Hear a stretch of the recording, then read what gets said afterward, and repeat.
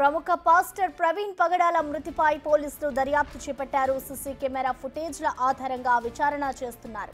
మరికొద్దిసేపట్లో pastor Praveen మృతదేహానికి postmortem నిర్వహించనున్నారు. దీంతో రాజమండ్రి ప్రభుత్వ ఆసుపత్రి పాస్టర్ ప్రవీణ్ కుటుంబ సభ్యులు చేరుకున్నారు. ఆసుపత్రి వద్దకు భారీగా క్రైస్తవ సంఘాల నాయకులకు చేరుకుంటుండటంతో ఇబ్బందులు తలెత్తకుండా పోలీసులు చర్యలు చేపట్టారు. ఇటు ప్రభుత్వ ఆసుపత్రితో పాటు రాజమండ్రి నగరం మొత్తం 144 సెక్షన్ అమలు చేస్తున్నారు. పోస్టుమార్టం అనంతరం పాస్టర్ ప్రవీణ్ మృతదేహాన్ని కుటుంబ సభ్యులకు అప్పగించనున్నారు పోలీసులు. మరోవైపు ప్రభుత్వ ఆసుపత్రి వద్ద క్రైస్తవ సంఘాల నాయకులు పవిత్ర ప్రార్థనలు నిర్వహిస్తున్నారు. పాస్టర్ ప్రవీణ్ మృతికి న్యాయం జరగాలని ప్రార్థనలు కొనసాగిస్తున్నారు. యవ్వన ప్రాయంలో దేవుని కాడెత్తుకొని ముందుకు సాగుతున్న బిడ్డను చూసి ఐ వాజ్ వెరీ ఇంప్రెస్డ్. అతనికున్న బైబిల్ నాలెడ్జ్ చాలా గొప్పది, అపారమైన సంపద దేవుడిచ్చాడు అతనికి. అతని బుక్ శైలి గ్రాంధికము. నేను సామాన్యమైన రీడర్స్కి అర్థమయ్యే వాడుక భాషలో రాస్తాను కాబట్టి అతని శైలికి నా శైలికి ఆకాశానికి భూమికి ఉన్నంత తేడా ఉంటుంది. అయినా కూడా అతను ఎంత హంబుల్గా నాతో మాట్లాడాడంటే నాకు చాలా సంతోషమైంది. తర్వాత చాలాసార్లు కలిశాను. ప్రతిసారి ఆయన చేసే అనేకమైన కార్యక్రమాలు, పేదల కోసం కానీ ఆర్ఫన్స్ కోసం కానీ చాలా కార్యక్రమాల్లో నేను పాల్గొన్నాను. చాలా సంతోషమైంది. యవ్వన కాలంలో వాళ్ళు కష్టపడి పనిచేసి వచ్చిన ఆదాయంతో ఇంత సేవ చేస్తున్నారంటే నాకు వెరీ వెరీ వెరీ హ్యాపీగా ఉన్నింది. మరి నిన్న ఉదయం జరిగిన దారుణమైన సంఘటన చాలా బాధాకరము. ఆయన మరణం గురించి ఎలా జరిగింది అనేది సంగతి దేవుడికి తెలుసు. కానీ ఆయన శిష్యులమైన మనము దేవుడి శిష్యులంగా మనం ఉంటున్నాం కాబట్టి మన జీవితంలో ఏం జరిగినా దేవుని అనుమతి లేనిదే జరగదు అనే విషయము మనం అందరం కూడా గుర్తుంచుకోవాలి. Everything is under he's control. The sovereign lord, he knows everything. కాబట్టి మనం అందరం కూడా ధైర్యంగా ఉండి కుటుంబ ఆదరణ కోసం మనం అందరం కూడా ప్రార్థించాలి. వందలాది ప్రవీణ్ లాంటి వాళ్ళు తిరిగి రావాలి అని మనం ప్రార్థన చేద్దాం. దేవునికి స్తోత్రం. అందరూ కూడా ఆదరణ పొందమని ప్రభునామమున కోరుతూ ముగిస్తున్నాను. God bless you. Praveen Pagadala మృతిపై ఆయన బావమరిది రాజు నిన్న సాయంత్రం పోలీసులకు ఫిర్యాదు చేశారు. కాగా ప్రత్యేక బృందాలను ఏర్పాటు చేసి దర్యాప్తు చేస్తున్నట్టుగా తూర్పుగోదావరి జిల్లా ఎస్పీ తెలిపారు. ప్రవీణ్ కు బెదిరింపు కాల్స్ లాంటివి ఏమైనా వచ్చాయా అనే కోణంలో దర్యాప్తు చేపట్టి ప్రవీణ్ కాల్ డేటాను పరిశీలిస్తున్నారు.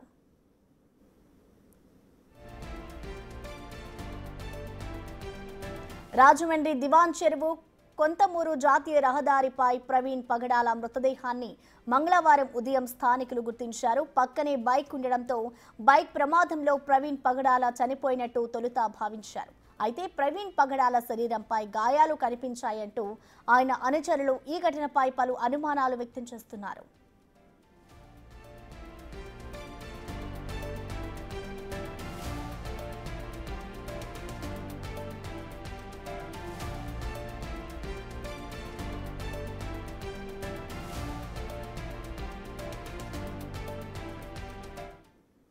దీనిపై పూర్తి సమాచారాన్ని మా ప్రతినిధి శివశంకర్ లైవ్ ద్వారా అందిస్తారు. శివశంకర్, ఇటు ఏదైతే పాస్టర్ మృతికి సంబంధించి ఇంకా కారణాలైతే తెలియరాలేదు. సో ప్రస్తుతం అసలు పోస్ట్ మార్టం ఎప్పుడు నిర్వహిస్తారు, ఎప్పుడు ఆ రిపోర్ట్స్ వచ్చే అవకాశం ఉందనుకోవచ్చు? ప్రస్తుతం అక్కడ సిచ్యువేషన్ ఏ విధంగా ఉంది శివశంకర్? ప్రశ్న చూసుకున్నట్లయితే ప్రవీణ్ పగడాల మృతి పట్ల అయితే పాస్టర్ సంఘాలన్నీ కూడా పెద్ద ఎత్తున ఆందోళన చేస్తున్నారు. అదేవిధంగా చూసుకున్నట్లయితే పోస్ట్ మార్టానికి సంబంధించి పూర్తి స్థాయి ఏర్పాట్లు అధికారులు చేశారు. అయితే కుటుంబ సభ్యులతో పాటు స్నేహితులు కూడా లోపలికి వెళ్ళి గాయాలని పరిశీలించారు. ప్రస్తుతం అంతా ఉన్నారు, మాట్లాడే ప్రయత్నం చేద్దాం. సార్ చెప్పండి, వెళ్ళి చూశారు కదా, ఎటువంటి గాయాలు ఉన్నాయి బాడీ పైన, ఏంటి అసలు ఏం జరిగింది అనుకుంటున్నారు? ఇది 2 తెలుగు రాష్ట్రాలను కదిలించిన సంఘటన. నిన్న ఏదైతే ప్రైమ్ ఆఫ్ ఎఫ్ఎస్సీ ఉందో అక్కడికి వెళ్ళి చూసిన దానికి ఇప్పుడు ఈ ఇంక్వెస్ట్కి ముందు ఇక్కడ పోస్ట్ మార్టంలో చూసిన దెబ్బలకి చాలా అనుమానాలు అయితే కలుగుతున్నాయి. ఎందుకంటే ఒకటే కొంచెం పెద్ద దెబ్బ పెదవి మీద గట్టిగా తగిలింది.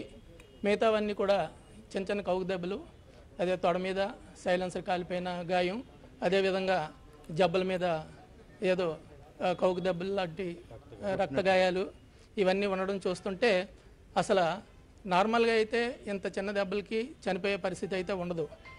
కానీ ఇప్పుడు ఈ ఇంక్వెస్ట్లో అయిన తర్వాత పోస్ట్ మార్టం రిపోర్ట్లో మరి ఏం రిపోర్ట్ వస్తుందో అన్నది ఆ పోస్ట్ మార్టం వర్గాల ద్వారా మనకి ఈ విషయం తెలుస్తుంది. మాకైతే చాలా అనుమానాలు బాడీని చూస్తే అనిపిస్తుంది. మరి రేపు పోస్ట్ మార్టం రిపోర్ట్ ఏ విధంగా వస్తుందో మేము చూసుకొని ఆ పోస్ట్ మార్టం రిపోర్ట్ని బట్టి ఈ రాష్ట్రంలోనూ అదేవిధంగా తెలంగాణ రాష్ట్రంలో ఉన్న క్రైస్తవ సంఘాలు క్రైస్తవ సోదరులందరూ కూడా ఏ నిర్ణయం తీసుకోవాలన్నది ఈ యొక్క పోస్ట్ మార్టం మీదే ఆధారపడి ఉంటుంది. కాబట్టి మేమందరం కూడా సంయమనంతో ఈ పోస్ట్ మార్టం రిపోర్ట్ వచ్చే వరకు కూడా ఈ డాక్టర్లకి ఇక్కడ పోలీసులకి సహకారం అందించి రిపోర్ట్ ఇచ్చిన తర్వాత ఈ క్రైస్తవ వర్గాలు క్రైస్తవ సంఘాలు క్రైస్తవ పెద్దలు అందరూ కలిపి ఒక నిర్ణయం తీసుకొని ప్లాన్ ఆఫ్ యాక్షన్ ఏంటా అన్నది దాన్ని బట్టి ఉంటుంది. కాబట్టి ఆ విధంగా మేమందరం ముందుకు వెళ్తామని మీ అందరికీ తెలియజేస్తున్నాం. సార్ మీరు చెప్పండి, అసలు ఎవరెవరు వచ్చారు, లోపలికి వెళ్ళారు కదా, ఎంతమంది వెళ్ళారు, ఏం చూసారు? లోపలికైతే కుటుంబ సభ్యులు వెళ్ళారండి. అలాగనే వారితో పాటుగా కొంతమంది స్నేహితులను కూడా మరి పోలీసు వారు అలో చేయడం జరిగింది.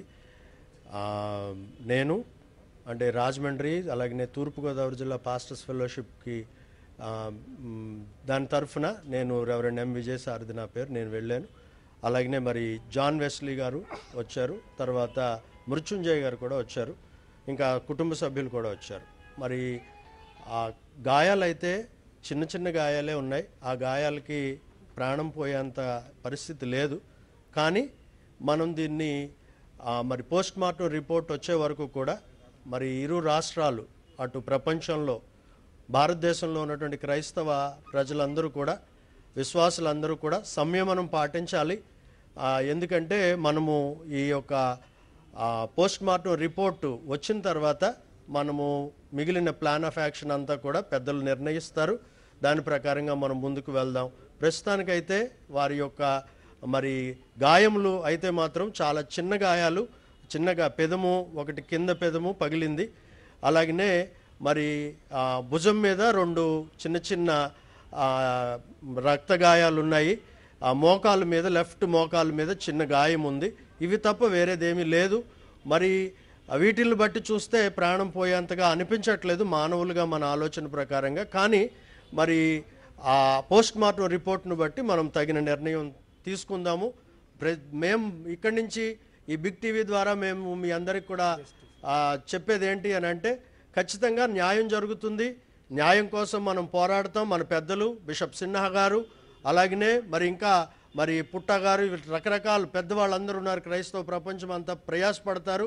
మీరెవ్వరూ కూడా మరి సంయమనం పాటించాలి. మనం ఎవరూ కూడా ఎవరిని దూషించడం కానీ ఎవరిని డిస్టర్బ్ చేయడం కానీ మనం ఏమి చేయకూడదు. మన భారతదేశం మత సామరస్యానికి పెట్టింది పేరు కనుక మనం అందరం కూడా క్రైస్తవుల్ని మనం కాపాడుకుందాం, క్రైస్తవ సమాజాన్ని కాపాడుకుందాం, క్రైస్తవుల యొక్క సేవకుల యొక్క విలువలను కాపాడుకుందాం. అంతవరకు సంయమనం పాటించాలని మీ అందరికీ మనవి చేస్తున్నాం. Thank you. God bless. ఈ దుర్ఘటన జరగకుండా ఉండాలంటే, ఇటువంటి సంఘటనలు జరగకుండా ఉండాలంటే రాష్ట్రంలో ఉన్న క్రైస్తవులందరూ కూడా ఒకటి కావాలి. ఇది 100% కావాలని స్కెచ్ చేసి చంపేశారని నా డౌటు. దీని మీద దర్యాప్తు జరగాలి. ఈ దర్యాప్తు జరగకపోతే కనుక క్రైస్తవులు అనేవాడు రాష్ట్రంలో చేతగాని వాళ్ళకి కనపడతారు. మనం ఈ రోజున మన మీద ఎన్ని దాడులు జరుగుతున్నప్పటికీ మౌనంగా ఉంటున్నాం. పార్టీలకు అతీతంగా ఈ రోజున దర్యాప్తు జరగాలి. మనకు న్యాయం జరగకపోతే కనుక ఈ రోజున రోడ్ల మీదకి వస్తాం. ఎంతవరకైనా సరే, ఎంతవరకైనా తెగించడానికి మేము సిద్ధంగా ఉన్నామని ఈ రోజు తెలియజేస్తున్నాం.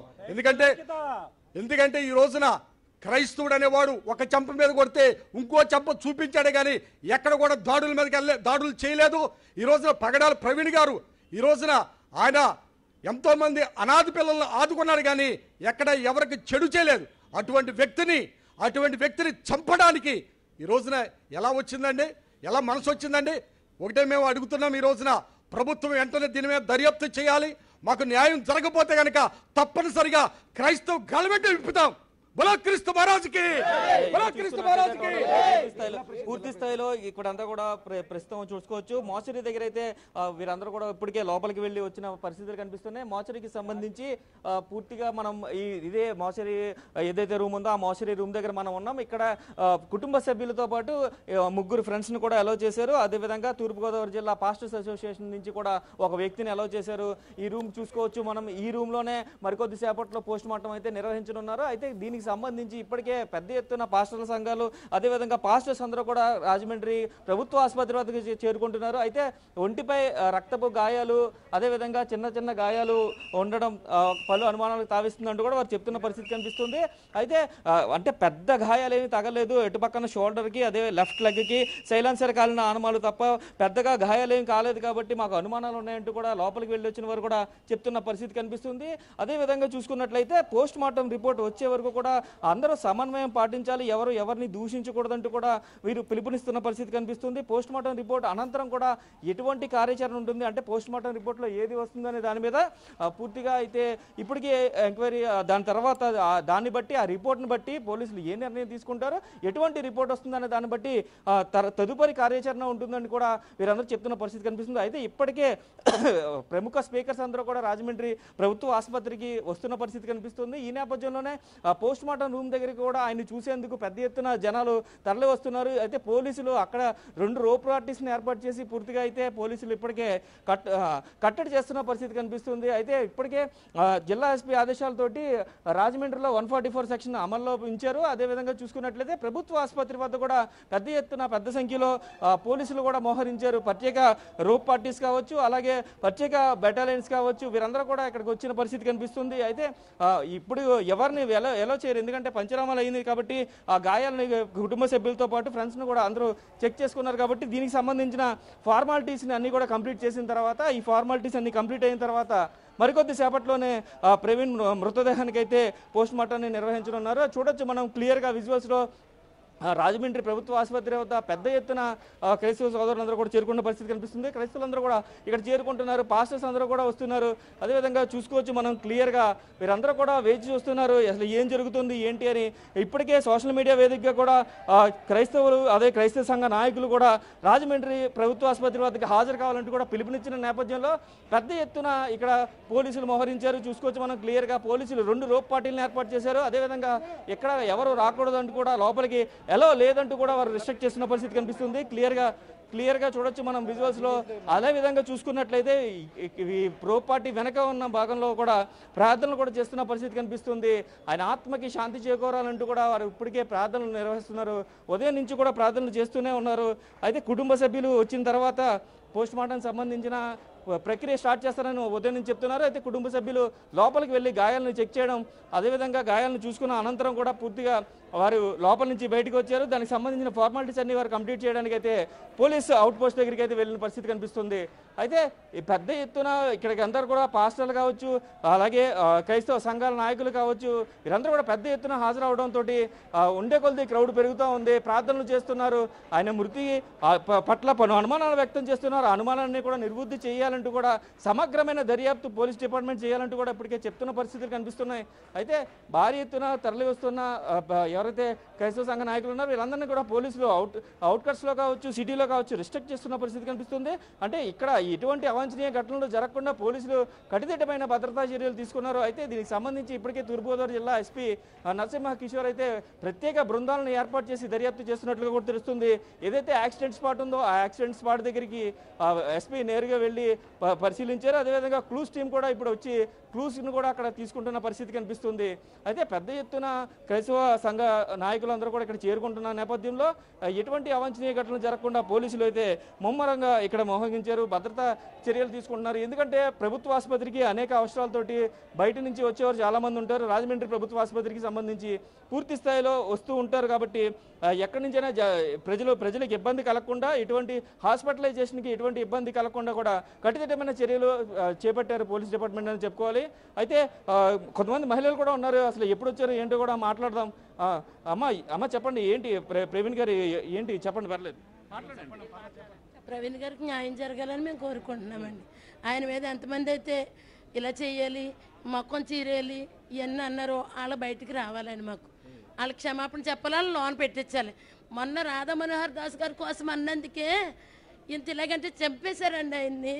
మాకు చాలా బాధగా ఉందండి. ఆత్మీయుడు పోగొట్టుకున్నాం మేము. ఏంటనుకుంటున్నారు ఈ పోలీసు వారు ప్రభుత్వం కూడా అన్యాయానికే చేస్తున్నారు కానీ న్యాయం ఎవరు వెళ్ళట్లేదండి. సేవకుడు ఏమైపోతాడు, అనేక మందిని పోషించడం అన్యాయంగా చంపేయడం అది అన్యాయం అండి.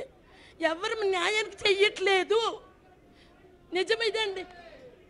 ఏంటంటే ఆయన కొట్టినవి అవన్నీ మేము చూసాం. అక్కడ ఫోటోలు యూట్యూబ్లో పెట్టారు, అవి నిరూపించండి, మాకు అదే కావాలి. ఎవరైతే పెట్టారో, ఎవరైతే శిక్షించారో వాళ్ళు బయటికి రావాలి. అన్యాయం మాకు చేసి పెట్టండి. క్రైస్తవుల్ని ఇలాగ అనకతొక్కేయకండి. మేము అందరం మీ కొరకు ప్రార్థిస్తాం. అందరూ బాగోవాలి, దేశం బాగోవాలని అడుగుతాం. అందరూ బాగోవాలి, మా దేశం బాగోవాలి, అందరూ బాగోవాలంటే మేము ఏం పాపాలు అన్యాయాలు కోరుకోమండి. మేము అందరూ బాగోవాలనే కోరుకుంటాం. మమ్మల్ని ఎందుకండి ఇలాగ అనిచేస్తున్నారు?